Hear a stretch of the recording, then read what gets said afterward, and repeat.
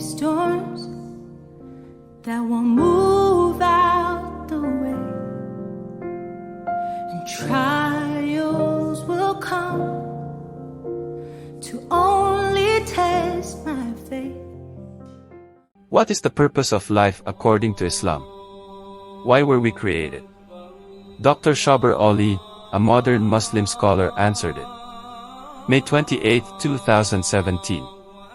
Dr. Shaber Ali addresses this question in the video below. Transcript. Sophia Ali, so, how would a religious person answer the question, why are we here? Dr. Shaber Ali, well, in the Quran, there are 2 verses that would say that God created jinns and human beings for the only purpose of worshipping Him. And this becomes the focus of many Islamic sermons and discourses. But it is very important also to note that in the 11th chapter of the Quran, the 119th verse, that there is a mention of those whom God has been merciful to. And then, this verse says, quoting Quran in Arabic, and it is for that reason that God created them. So, the short of this is that God created people for His mercy. And how do we understand this?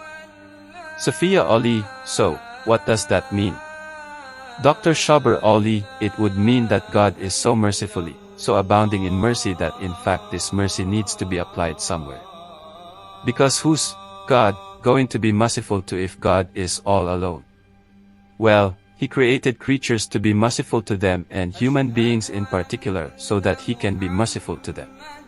So, it's like God's mercy is overflowing and people can just receive from that overflowing mercy if there are people.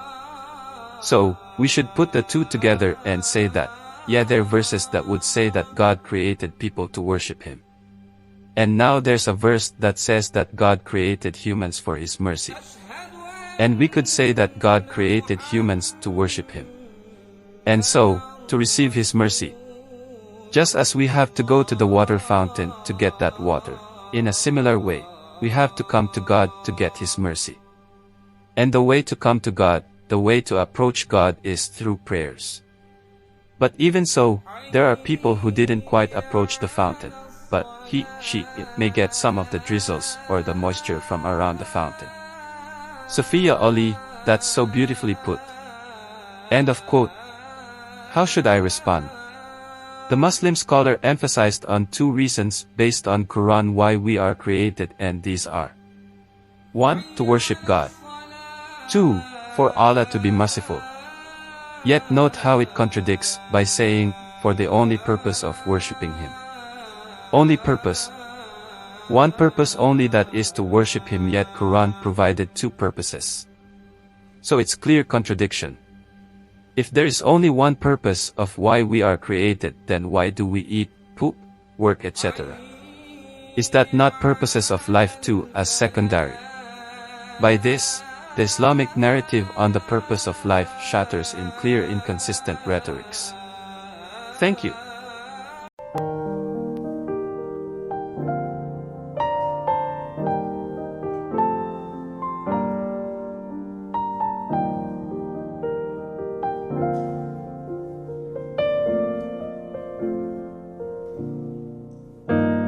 There may be storms that will move out the way, and trials will come to all